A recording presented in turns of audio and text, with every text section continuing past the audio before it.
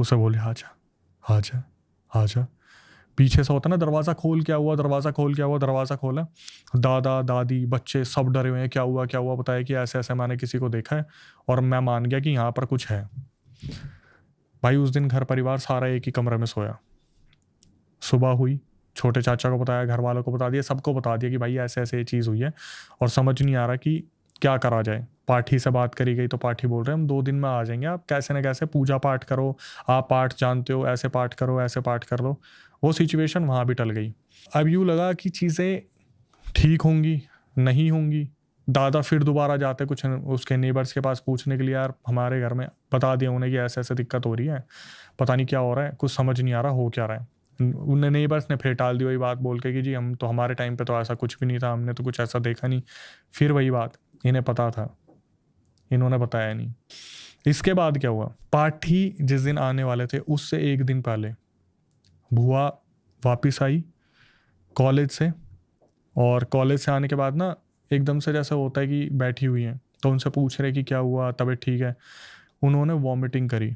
Vomiting, इतनी vomiting, इतनी vomiting, इतनी वॉमिटिंग, होता है ना कि आपकी अंतड़ियाँ खिंच जाती हैं।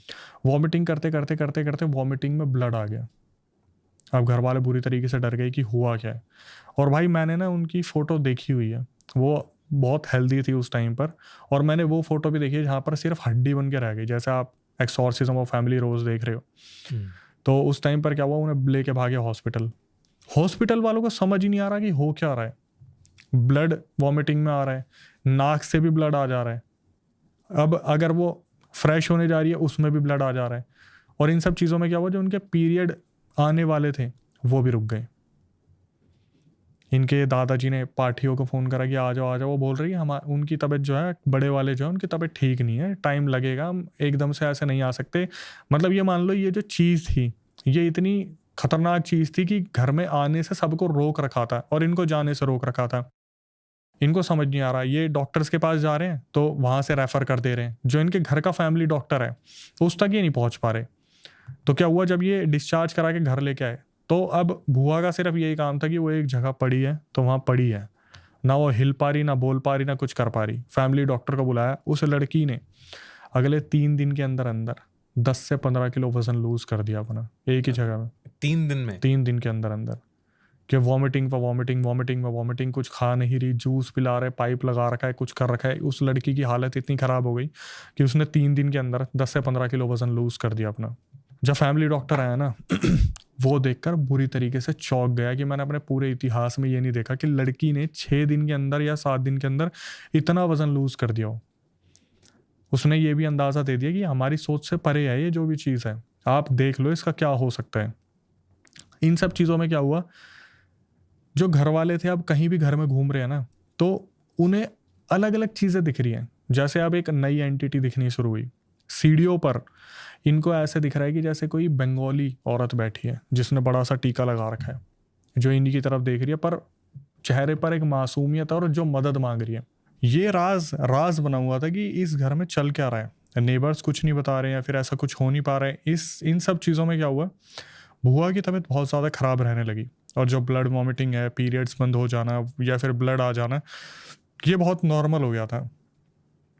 बच्चे अगले दिन स्कूल जाते हैं, वापस आते हैं, तो होता नहीं कि बुआ बस एक ही जगह पे गिरी है तो गिरी हुई है।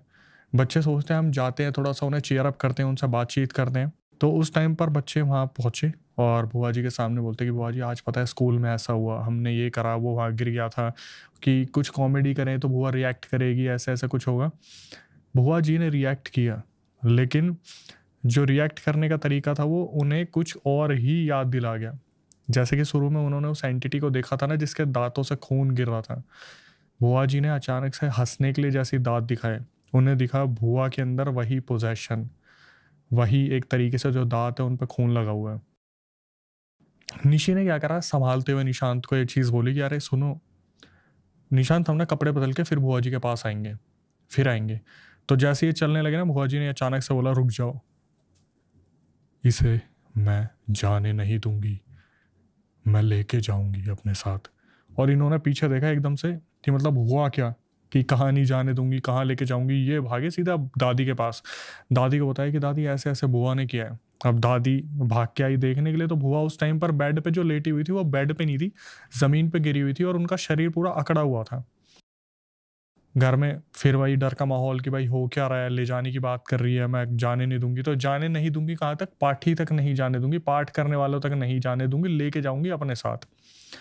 दादी ने बुलाया सबको, जो घर पे लोग थे उन्होंने बेड पे लेटाया। अब दिक्कत ये हो रही है कि समझ नहीं आ रहा करा क्या जाए, तो यूँ लगा कि शायद इनको खाना देना चाहिए, भूखी हैं, कुछ ऐसा है। दादी खाना लेके आई तो होता ना कि एकदम से उठ के बैठ गई, भूखी हूँ मैं, भूखी हूँ। खाना खाना शुरू करा गंदे हाथों से, इस तरीके से खाना खा रही है जैसे खाना कभी मिला ही नहीं। और हाथ पोंछने के लिए सामान है, काफ़ी तौलिए हैं और चीज़ें हैं, लेकिन दीवार पे हाथ पोंछ रही है बार बार, दीवार पे जैसे होता ना यूँ करके हाथ दीवार पे पोंछ रही है। तो इनको लगा यार तबीयत बहुत ज़्यादा ख़राब हो गई, और दादाजी बोलते एक काम करो, ये बच्चों को ना कुछ करना दे सोते वक्त, तो इसके हाथ पैर बांध दो। तो इन्होंने क्या करा, जब बुआ ने खाना खा लिया हाथ पैर धुलवा के, और उसका बुआ जी का रिएक्शन यही था, वो पड़ती बस होता ना, बस क्रीपी आंखों से जो सामने आ रहा है उसे देखे जा रही है, दांतों में खून लगा, और वैसे ही फेस धीरे धीरे डल होता जा रहा है। जैसे स्टार्टिंग में मैंने बताया था कि इन्होंने जब पहली बार उस एंटिटी को देखा था, तो जब मांस पे मतलब शरीर पर मांस नहीं होता और हड्डी हड्डी रह जाती, वो वाला वो पूरा पोजेशन आ चुका था उनके ऊपर। इन्हें समझ नहीं आ रहा यार करे तो करे क्या। रात को जब सोने की बारी आई, तो एकदम से भुआ जी के चिल्लाने की आवाज़ें आती हैं कि वो आ गई, वो आ गई, वो लेके जाएगी, वो लेके जाएगी। और ऐसा होता ना, जब सारे सामने पहुंचे तो हाथ पैर मुड़ने शुरू हो रहे, हड्डियों के कटकने की आवाज़ें आ रही हैं, अकड़ रहा है सब कुछ। हाँ। सब कुछ मुड़ रहा है, जैसा होता है ना कट कट कट, आप मूवीज में देखते हो शरीर में से क्रैकिंग वॉइस आती है बोन्स की, वो आ रही है, पर समझ नहीं आ रहा हो क्या रहा। और इस टाइम पर जो दादी दादा है वो बहुत इमोशनल हो रहे हैं कि हमारी बेटी के साथ हो क्या रहा है, देखते देखते इतना सब कुछ हो रहा है। तो ये इमरजेंसी बेसिस पे पार्टी को कॉल मिलाते कि आप आ जाओ, ये इसका आखिरी दिन हो सकता है, और हम आप ही के ऊपर ये सारी चीज़ डालेंगे कि हम आपको पिछले 8-10 दिन से बुलाने की कोशिश कर रहे हैं। तो उन्होंने बोला आप एक काम करो, बच्चों को और जो सेंसिटिव लोग हैं उन्हें भेज दो कहीं पर, हम आ रहे हैं, उस टाइम पे हम आके देखेंगे। तो ये 1-1.5 घंटे में ये लोग वहाँ पहुँचे हैं। तब तक बुआ जो थी वो लगभग ऐसी हो चुकी थी कि उसका शरीर किसी ने बुरी तरीके से तोड़ दिया, जैसा होता ना पूरा कुचल के मरोड़ तरोड़ के फेंक दिया। पाठी लोग पहुँचे वहाँ पर। ये लोग दादी, मम्मी, बच्चे, जो निशी और निशांत ये है पड़ोसियों के घर पे। अब वहाँ पर जब ये हैं तो पड़ोसी अब बता रहे हैं इन्हें कि देखो हम ऐसे नहीं बता रहे थे, कि हमें लगेगा पता नहीं आप लोग छोड़ के चले जाओगे, हम किसी का परिवार ऐसे उजाड़ना नहीं चाहते, उजाड़ तो दिया ही तुमने। वो बताते कि एक्चुअली में हुआ क्या था, 4-5 साल पहले जब ये कोठी बननी शुरू हुई थी ना, तो जब बन के तैयार हो रही थी, मतलब ये मान लो कि सिर्फ कंस्ट्रक्शन का वो एरिया खड़ा हुआ था, पिलर्स नहीं थे, चीज़ें नहीं थी, तो सोसाइटी वालों को ना अंदर कोई टॉर्च लेके घूमता दिखता था, बेसिकली कुछ लाइट दिखती थी। तो जब पड़ोसी वहाँ पे पहुंचे ना, हम देख के आते हैं इनके घर में क्या हो रहा है, तो वहाँ पर जब वो पहुंचे तो वहाँ पर क्या था, हंसने की आवाज़ें आ रही थी बस। मतलब उधर पूरे कोठी में हंसने की आवाज़ें आती थी, सामान गिरने की आवाज़ें आती थी, और पता नहीं चल पाता था कि हो क्या रहा है। पड़ोसी डर गए कि भाई दिख नहीं रहा, किसी की हंसी की आवाज़ आ रही है। तो दादी बोलती है कि आपने पहले क्यों नहीं बताया। इतने में क्या हुआ, वो 3 पाठी आए। एक जो थे वो अमृत डालने का काम कर रहे थे, दूसरे थे वो मंत्रों का जाप कर रहे थे, और तीसरे थे जो चीज़ों को सेंस कर पा रहे थे कि यहाँ पे हो क्या रहा है।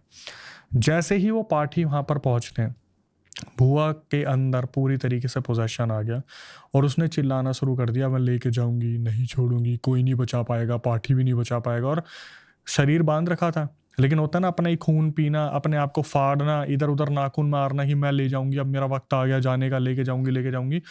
अब ये चिल्लाने की आवाज़ें पूरी मोहल्ले में गूंज रही है, और मोहल्ले में से हर कोई देखने आ रहा हो क्या रहा है। जब पड़ोसियों के घर पे दादी, मम्मी, बच्चे बैठे हुए हैं, ये सारे घबरा रहे हो क्या रहा, हो क्या रहा है। तो पाठी ने क्या करा, अमृत फेंकना शुरू करा, अपनी तरफ से अमृत डालना शुरू करा, वो मंत्र पढ़ना शुरू करा, सेंस करने वाले हाथ लगा रहे अलग अलग जगह पे कि मुझे कहीं से कुछ रीडिंग मिल जाए, कुछ पता चल जाए। इतने में बुआ अचानक से हो जाती शांत। बगल वाले घर में दादी, मम्मी, बच्चे थे, वो समझ गए कि चलो फाइनली बुआ को बचा लिया। ये निकलते हैं कि बुआ से मिलने चलते हैं, देखते हैं कि फाइनली अब बुआ के ऊपर से उतारा कर दिया है। तो जब ये घर में आते हैं देखते हैं कि बुआ इस दुनिया को छोड़ के जा चुकी है।